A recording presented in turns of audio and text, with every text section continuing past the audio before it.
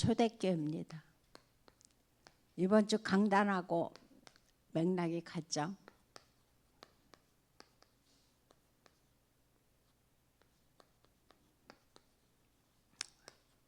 그 사도행전 12장이 바로 복음 전하다가 베드로가 투옥되는 그런 장면입니다.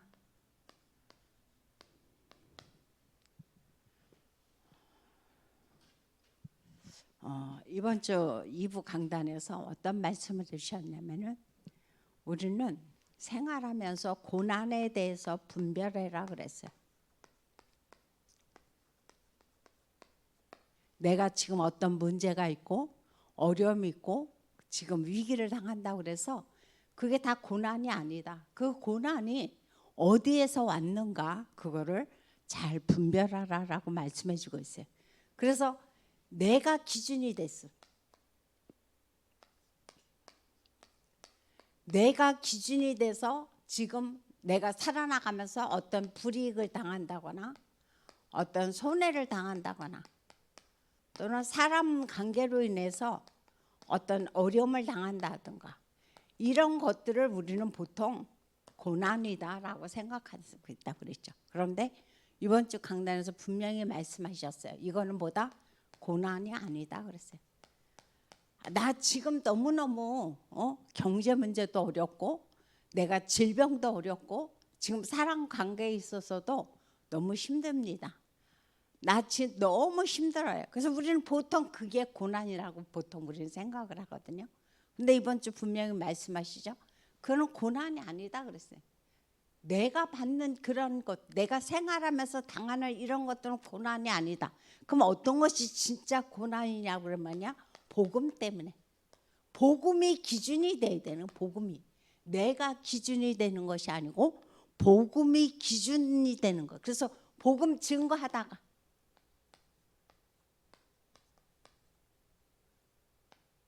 복음 증거하다가 받는 어떤 핍박이라든가 또는 그거로 인해서 어떤 박해를 받는다거나 어떤 뭐 순교를 당한다거나 그런 것들. 오늘 제목 그대로 뭐예요? 위기 만난 초대교회예요. 초대교회가 복음 증거하다가 굉장히 많은 투옥을 당했죠. 초대교회에 대해서 우리는 너무도 말할 것도 없이 너무도 잘 알고 있는데 투옥을 당하고 또 순교를 당하고 이 사람들은 이거로 인해서 굉장히 많은 그런 박해들을 당했어요. 그래서 우리가 뭐 성경에 나오는 인물들 베드로라든가 야고보도 죽임을 당했고 이제 그런 이제 사람들 많이 말했고 또 바울같이 또 처음에는 박해했지만 나중에는 굉장히 많은 고난 속에서 어려움을 당하는 장면들을 우리는 너무도 잘 알고 있죠. 그래서 우리나라 역시 뭐 6.25 때라든가 또는 일제시대 때 복음 때문에 정말 그 주기철 목사님 같은 경우만 봐도 그런 복음 때문에 신사참배하지 않겠다고 그래갖고 굉장히 많은 문제와 어려움을 당하고 있죠. 그럼 과연 이렇게 거창한 것만이 고난이냐? 그것이 아니라는 거죠. 그래서 저는 한번 오늘 말씀을 이렇게 이제 묵상을 하면서 두 가지를 한번 질문을 해봤어요. 뭘 질문을 해봤냐면은 현재 내가 생각하고 있는 그런 고난, 난 지금까지 고난을 받았다고 생각했어. 내가 어떤 여러 가지 문제 때문에 그런 것 때문에 나는 고난이라고 생각을 했는데 이게 진짜 고난이냐 그거죠. 내가 지금까지 받았던 고난, 이것이 진짜 고난이냐. 또 지금도 겪고 있는 어떤 경제 문제라든가 질병 문제라든가 사람 관계라든가 지금 내가 겪고 있는 이런 것이 진짜 내가 지금 당한 고난이냐. 한 번쯤 우리는 질문을 해봐야 되겠죠. 그다음 두 번째 질문은 뭘 해봐야 되냐면은 난 그럼 진짜 복음 때문에 받은 고난이 있는가 한 번쯤은 또 이것도 질문해 보라는 거예요. 그래서 저 한번 생각을 해봤어요. 내가 진짜 하나님의 나라 때문에 진짜 내가 어떤 잘못도 안 했는데 오직 복음 때문에 언약 때문에 하나님의 나라 때문에 내가 사람들에게 질타를 당하고 빈축을 상하고 이것 때문에 어떠한 그런 야유를 받은 적이 있었는가 한번 생각을 해봤어요. 그랬더니 대표적인 게 뭐라고 생각을 했냐면은 대개 가족 간에 친척들 가운데 우리는 주일을 필수적으로 하나님의 전에 나와서 예배 드려야 되잖아요. 그런데 대개 지인단이라든가 불신자들은 대개 주일날 행사를 많이 합니다. 그 저도 처음에 이거로 인해서 굉장히 많은 빈축을 상했어요. 왜 이렇게 유별을 떠냐 그거예요. 꼭 그렇게 극성을 떨고 꼭 주의를 지켜야 되느냐. 때로는 한 번쯤은 그렇게 행사에도 참여하고 해야 되지 않느냐라고 많은 그런 야유들을 보냈어요. 그런데 우리가 생각해야 될 것이 뭐냐면은 주일을 내가 가지 못하니까 어떻게 하면 됩니까? 토요일 날 가는 거예요. 그래서 미리 토요일 날 가서 아니면은 정 그것도 안 되면은 제가 성의 표시라도 해서 가족 간에 친척 간에 이런 문제로 인해서 그런 어떤 질타를 당하지 않도록 우리가 하는 것이 참 중요하다 저는 그 생각을 합니다. 그래서 이런 것 때문에 저도 굉장히 많은 어려움들을 많이 겪었어요. 또 이제 가정 생활을 하면서도 왜 그렇게 꼭 유별을 떨고 신앙생활을 하느냐 그런 거로 인해서 가족 간에도 그거로 인해서 좀 많은 문제들이 있었거든요. 그래서 진짜 이게 복음 때문에 하나님의 나라 때문에 당하는 어떤 어려움, 위기 이것이 진짜 고난이다라고 저는 생각을 합니다. 그래서 또 말씀에도 이번 주에도 말씀을 하셨고 그래서 우리는 보통 위기가 오면 세 가지로 반응을 합니다. 오늘 기도 수업 말씀에도 나왔지만 첫 번째 새신자들은 어떻게 반응하느냐. 새신자들은 다시 원 상태로 돌아가는 거예요. 옛 체질로. 어떤 문제가 왔어. 예수 열심히 믿고 어떤 질병 때문에 또는 어떤 가정의 어떤 문제 때문에 예수 열심히 믿고 하나님의 교회도 열심히 다녔어요. 그런데 자기가 생각했던 것만큼 기도가 응답되지 않고 자꾸 어떤 문제가 오는 거예요. 그러니까 대개 하는 얘기가 뭐야? 예수 믿어도 별거 없네. 그 얘기가 당장 나와요. 기도해도 하나님 응답도 안 하네. 당장 그 얘기가 나옵니다. 그러니까 어떻게 해요? 다시 하나님 원망하게 되고 교회 그만두는 그런 사람들이 우리 주변에 굉장히 많이 있습니다. 그래서 이런 것들을 생각하고 그럼 기존 신자는 어떻게 나오냐 그거죠. 어떤 위기를 당할 때 어려움을 당할 때 대개 율법으로 나온다고 그랬어요. 그래서 항상 뭐예요? 탓하는 거예요. 너 때문에 네가 잘못해서 네가 이런 일을 해서 지금 이런 문제를 당하는 거야 라고 항상 원망하고 탓하는 거죠. 그래서 기존 신자는 그러면 영적 문제가 많은 신자는 어떻게 하냐 그거죠. 영적으로 문제가 많은 신자들은 대개 보면은 상처로 그동안 예수 믿고 이것이 반드시 치료가 됐어야 되는데 복음으로 인해서 치유가 되지 못한 거예요. 그래서 이것들로 인해서 어떻게 해요? 기존에 가지고 있던 상처로 인해서 다시 넘어지는 거예요. 사단이 이거를 가지고. 그래서 상처라는 것은 하나의 영적인 암과 같다 그랬죠. 그래서 이 상처는 반드시 우리가 복음으로 치유돼서 이 상처가 디딤돌이 되지 않으면 언제든지 이것이 우리에게 걸림돌이 된다는 사실을 우리는 생각을 해야 되죠. 그래서 이번 주에 말씀하셨던 것과 마찬가지로 뭐냐? 고난과 어떤 위기가 오면 뭐하라? 속지 마라. 그것이 복음 때문에 오는 고난이든 또 내가 살면서 어떤 잘못 어떤 우리 가정에 어떤 문제로 인해서 다가오는 것이든 어떤 것이든 간에 그것 때문에 속지 말아라라고 말씀해 주고 있어요. 왜? 시편 119편 71절에 보니까 그런 말씀을 해주고 있어요. 고난은 내게 뭐다? 유익이다 그랬어요. 그래서 오히려 이거를 통해서 뭐 했냐? 하나님의 율례를 배우게 되었나이다 그랬어요. 그동안 하나님 앞에 내가 바로 살지 못하게 됐는데 오히려 이 고난과 어떤 위기로 말미암아 더 하나님의 언약에 확실히 살 수 있는 시간표가 됐다는 거예요. 그러니까 뭐가 되는 겁니까? 나에게 유익이 되는 거다라고 말씀해 주고 있어요. 그래서 이번 주 강단 2부 제목이 뭐냐? 고난이 다가올 때 이상히 여기지 말라 그랬어요. 그래서 뭐하라? 즐거워하라라고 말씀해 주고 있습니다. 참 그것이 쉽지는 않겠지만 우리가 고난에 대해서 잘 분별을 하면서 어떻게 하나님은 내가 하는 것이 중요한 것인가를 알아야 되겠죠. 그래서 이 고난을 받을 때 내 상태가 중요하다고 그랬어요. 내가 어떤 상태에서 고난을 받느냐 그거죠.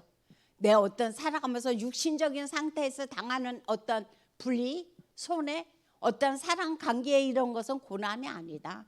그렇지만 내가 복음 때문에 정말 하나님의 나라 때문에 어떤 문제와 어려움을 당하는 그런 상태 때는 그것이 진짜 고난이다라고 이번 주에 말씀을 해주고 있죠. 그래서 이럴 때일수록 우리가 뭐하냐? 낙심하지 말라는 거죠. 아까도 말했지만 뭐하라? 기도 속으로 들어가라라고 오늘 말씀해주고 있습니다. 오늘 지금 초대교회 사람들이 그 사역을 지금 하는 가운데 있습니다. 문제가 당하고 위기가 당해서 뭐하다가 복음 증거하다가 베드로 다른 거 하지 않았거든요. 복음 증거하다가 그 사람이 지금 감옥에 투옥되는 그런 일을 당했습니다. 그래서 이럴 때 하나님께서 우리에게 함께 기도했을 때 역사를 일어나는데 어떤 역사가 일어나느냐? 첫 번째 보좌의 축복입니다. 하나님께서 보좌의 축복으로 역사하신다라고 성경은 우리에게 약속을 해주고 있습니다. 그래서 사도행전 12장 1절서부터 4절에 보면 베드로가 복음 전하다가 사도들이 복음 전하다가 뭐 했다고 그랬어요? 투옥됐다고 그랬어요. 다른 거 하다가 하지 않냐고 복음 증거하다가 투옥당했는데 이때의 사람들이 원망하고 막 진짜 서로 막 탓하지 아니하고 뭐 했다고 그랬습니까? 여기서 보니까 5절서부터 쭉 말씀이 나 우리가 읽어보지 않았지만 12절까지 보니까 그런 말씀을 해주고 있습니다. 교회가 합심해서 기도했다 그랬습니다. 오늘 12장이 있기 때문에 우리가 잠깐 한번 말씀을 보겠습니다. 12장 자 4절부터 한번 봅니다. 잡음에 옥에 가두어 군인 내식인 네페에게 맡겨 지키고 유월절 후에 백성 앞에 끌어내고자 하더라. 이에 베드로는 옥에 갇혔고 교회는 그를 위하여 간절히 하나님께 기도하더라라고 말씀해 주고 있어요. 기도했는데 하나님은 어떻게 했어요? 여기서 주의 천사와 사자들을 하나님께서 말씀하신 그대로 그곳에 파송하시는 장면이 나옵니다. 한번 우리가 그것도 같이 한번 합독해 봅니다. 자, 7절을 봅니다. 호련히 주의 사자가 나타나매 옥중에 광채가 빛나며 또 베드로의 옆구리를 쳐 깨어 이르되 급히 일어나라 하니 쇠사슬이 그 손에서 벗어지더라. 천사가 이르되 띠를 띠고 신을 신으라 하거늘 베드로가 그대로 하니 천사가 또 이르되 겉옷을 입고 따라온대 하되 베드로가 나와서 따라갈세 천사가 하는 것이 생시인 줄 알지 못하고 환상을 보는가 하니라. 이에 첫째와 둘째 파수를 지나 시내로 통한 세문에 이르니 문이 저절로 열리는지라. 나와서 한 거리를 지나매 천사가 곧 떠나더라라고 말씀해 주고 있습니다. 바울과 실라가 복음 전하다가 옥에 갇혔을 때도 착고가 풀면서 감옥문이 열렸던 역사가 일어났는데 오늘도 지금 베드로가 복음 증거하다가 어려움을 당했을 때 보좌의 축복이 나타나는 것을 알 수가 있죠. 그래서 주의 천사가 주의 사자가 그곳에 나와서 베드로의 착고를 풀어내고 베드로를 감옥에서 끌어냅니다. 그래서 로마를 가보니까 로마의 그 성 베드로 성당에 뭐가 있느냐? 바로 이게 있어요. 베드로가 갇혔 그렇게 당했던 여기 보니까 쇠고리라고 그랬죠? 쇠사슬이 이렇게 막 전시가 돼 있더라고요. 베드로가 당한 쇠사슬. 그래갖고 그것을 가지고 유리문에다가 전시했던 그런 장면을 지금 생각이 나는데 그만큼 어려움을 당할 때 하나님은 그대로 두는 것이 아니라 하나님의 보좌의 축복으로 우리에게 역사하신다라고 성경 우리에게 말씀해 주고 있습니다. 그래서 우리가 중요한 것은 뭐다? 14절 어제도 말씀하셨고 또 수요일날도 말씀하셨지만 뭐 했습니까? 오로지 뭐가 됐다 그래서 한 마음이 됐다 그래서 오로지 한 마음이 돼서 하나님 앞에 성도들이 합심해서 기도한 장면이 어디에서 나오느냐? 바로 사도행전에서 나옵니다.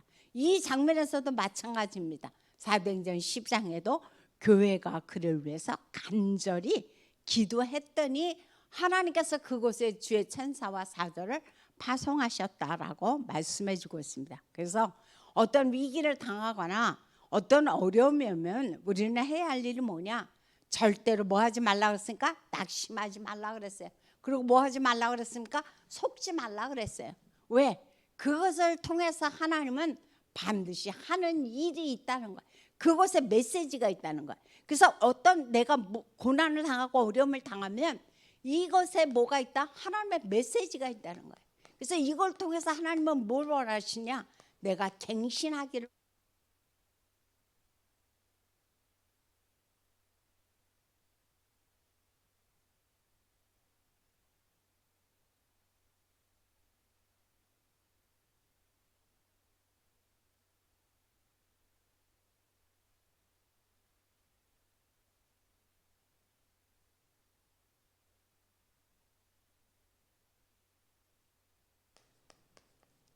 어제도 그 말씀이 나왔는데 마태복음 28장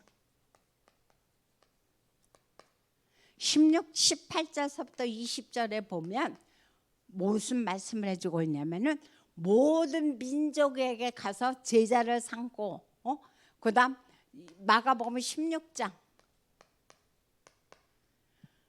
15절부터 20절에 보면 온 천하에 다니면서 만민에게 복음을 증거하고 이 사람들 뭐하라? 치유해라 라고 말씀해 주고 있습니다. 그 다음 사도행전 1장 8절에 보면 너희가 이제 그 땅끝까지를 내 증인되라라고 말씀해 주고 있죠. 사마리아에서부터 시작해서 땅끝까지를. 그래서 하나님은 반드시 이 세계 복음화의 언약을 하나님은 성취하신다는 거죠. 그래서 우리가 예수 이름으로 기도하면 또 하나님 앞에 함께 하나가 돼서 복음 증거할 때 하나님의 약속은 반드시 성취된다는 것을 우리에게 말씀해 주고 있습니다. 그래서 우리로 말미암아 복음 가진 남은 자로 어떤 위기에 처한 사람들을 살릴 순례자로 그리고 흑암을 정복할 정복자로 하나님이 세우시고 이 사람들을 사용하신다라고 우리에게 말씀을 해주고 있습니다. 그다음 마지막 세 번째로 오늘도 하시는 말씀이 다른 말씀을 하는 것이 아니라 미래를 살리는 일이 있다 그랬습니다. 어떤 위기가 당하고 어려움을 당하는 그 일은 우리를 망하게 하고 우리를 낙심하게 하는 것이 아니고 오히려 그거를 통해서 미래를 살리게 된다 그랬어요. 그래서 되게 그 빛의 증거를 가진 0.1%의 사람이라고 했어요. 많은 사람도 아닙니다. 0.1%의 사람들이 이스라엘과 마게도냐 그리고 로마를 진짜 완전히 살렸던 것처럼 위기에서 살려냈던 것처럼 지금도 어떤 문제 있고 어려움이 있고 어떤 고난이 있다 할지라도 하나님은 이 땅에 지금 여러 가지로 말미암아 영적으로 어려움들을 당하고 있죠. 이제 점점 교회가 없어져 가고 있고 지금 여러 가지로 말미암아 재앙을 당하고 있고 이거로 인해서 흑암으로 완전히 덮인 시대예요. 지금이. 근데 이런 시대에 이런 미래를 살리는 일을 바로 누가? 0.1%의 복음 가진 자가 바로 이 일을 감당하라는 겁니다. 그래서 바울도 역시 들어간 곳이 어디였습니까? 회당. 그래서 늘 후대들에게 복음 증거하고 제자 세우는 일에 바울이 앞장섰던 것처럼 우리가 이 일을 하는 것이 참 중요하다고 말씀해 주고 있습니다. 그래서 마태복음 24장 14절에 보면 어떤 말씀이 나오냐면 그런 말씀이 나오죠. 천국 복음이 온 세상에 전파되면 그때 끝이 온다 그랬습니다. 그래서 바로 이게 뭡니까? 237 5천 종족입니다. 237 5천 종족을 복음화하는 이 일, 이것이 너무도 중요하다는 거죠. 그래서 우리가 해야 할 일이 뭐냐? 교회 안에 세 가지 뜰을 세우라는 겁니다. 그래서 치유사역국, 지금 우리가 하고 있는 게 바로 그거죠. 치유사역과 다민족을 살리는 일에, 그리고 후대들을 진짜 서밋으로 만드는 이 일에 우리가 하나가 되어지다 그랬습니다. 그래서 우리가 하고 있는 것이 지금 금토일 시대를 통해서 이 사역을 지금 펼쳐가는 가운데 있습니다. 그래서 이것이 너무너무 우리에게 중요하다는 사실을 우리는 기억해야 될 것입니다. 그래서 오늘 말씀의 결론은 다른 것이 아니고,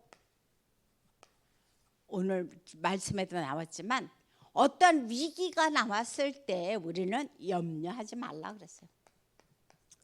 염려하지 말고 뭐하라? 기도해라. 왜냐? 빌립보서 4장 6절부터 7절에 보면 그런 말씀이 있습니다. 아무것도 염려하지 말고 오직 모든 일에 기도와 간구로 너희 구할 것을 감사함으로 하나님께 아뢰라. 그러면 지각에 뛰어난 하나님의 평강이 너희 마음과 생각을 지키시리라라고 오늘도 성경 우리에게 말씀해 주고 있습니다. 그래서 오히려 하나님이 어려움을 당하고 어려움을 당할 때서 뭐로 들어가라? 집중 속으로 들어가라. 그래서 내가 하루에 아침, 점심, 저녁 하루에 3번만큼은 하나님에 꼭 집중해서 언약 붙잡고 기도 속으로 들어갈 때 하나님은 그것을 통해서 뭐한다? 영광 돌리게 만드시고 그것을 통해서 오히려 하나님의 나라가 이 땅에 더 확산되는데 하나님은 사용하신다라고 역사해 주고 있습니다. 그래서 이 일을 생각하시면서 오늘도 오히려 이것이 우리에게는 뭐가 된다? 전환점이 된다 그랬어요. 이런 위기와 어려움들이 우리를 망하게 하는 것이 아니라 전환점이 되고 하나님의 능력을 체험하는 그러한 기회가 되어진다라고 말씀해 주고 있습니다. 그래서 이 사실을 기억하면서 오히려 감사하고 이번 주 강단 메시지 그대로 이상히 여기지 말고 기뻐하시고 하나님께 영광 돌리기를 예수 이름으로 부탁드립니다.